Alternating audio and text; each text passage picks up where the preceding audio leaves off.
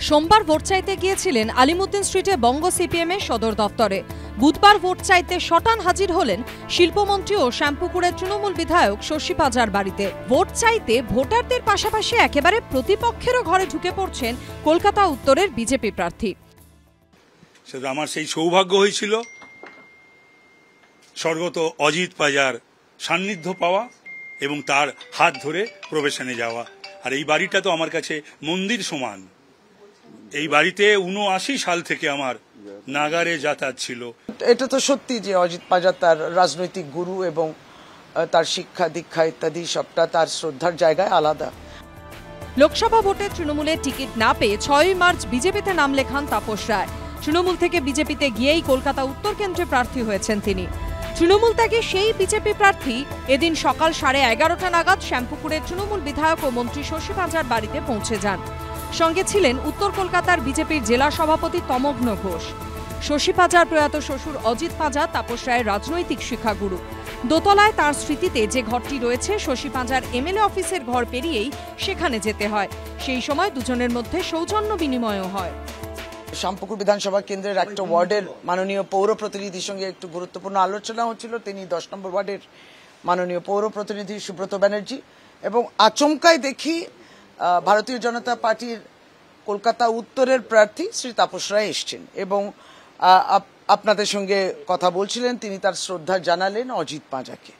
স্বর্গত অজিত পাজার আশীর্বাদ নিতে এসেছিলাম। এখানে দেখা হয়ে গেল ডক্টর শশী পাজার সঙ্গে। আমি যদি থাকে প্রসূন এবং পূজা, তাদের সঙ্গেও দেখা করবো, আমি ভোট ভিক্ষা করব। এখানে একজন কাউন্সিলরের সঙ্গেও দেখা হয়ে গেল, সুব্রত ব্যানার্জি। প্রয়াত অজিত পাজার ঘরে ঢুকে তার ছবিতে মালা দিয়ে শ্রদ্ধা জানান তাপস রায়। ঘাসফুল শিবিরে থাকতে কলকাতা উত্তরের তৃণমূল প্রার্থী ও বিদায়ী সাংসদ সুদীপ বন্দ্যোপাধ্যায় এবং তার স্ত্রী তৃণমূল বিধায়ক নয়না বন্দ্যোপাধ্যায়ের বিরুদ্ধে একাধিকবার সরব হয়েছিলেন তাপস রায়। এদিনও তৃণমূলের মন্ত্রীর বাড়িতে দাঁড়িয়ে তৃণমূল ত্যাগী বিজেপি প্রার্থীর মুখে শোনা গিয়েছে ইঙ্গিতপূর্ণ কটাক্ষ। আমার কাজটা কি? আমার কাজটাই তো এখন 15 লক্ষর ওপর যে মানুষ, দুজন ছাড়া সকলের কাছে ভোট ভিক্ষা করা।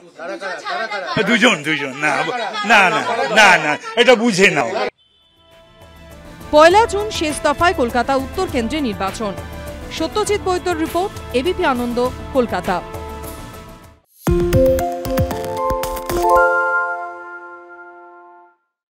সত্য অন্তহীন, সত্যের খোঁজও তাই, সত্য সন্ধানে তাই আমরা অক্লান্ত, অকুতভয়। এবিপি আনন্দ নতুন ভাবনার প্রতীক, যা মনে মুক্ত, তথ্যে যুক্ত এবং যাবতীয় সীমানার বাঁধন থেকে মুক্ত। সীমা না শব্দটির মধ্যে লুকিয়ে আছে মানা শব্দটি, যেন চোখ রাঙানি এক অদৃশ্য বেড়াজাল, যা আটকে রাখে আমাদের এক ছোট্ট গণ্ডির মধ্যে। একমাত্র সঠিক খবরই গড়ে তুলবে এক মুক্ত সমাজ। সেই জগৎ গড়ার লক্ষ্যে কোনো সীমানার ঠুকুটি আমরা মানব না। এবিপি আনন্দ এগিয়ে থাকে, এগিয়ে রাখে।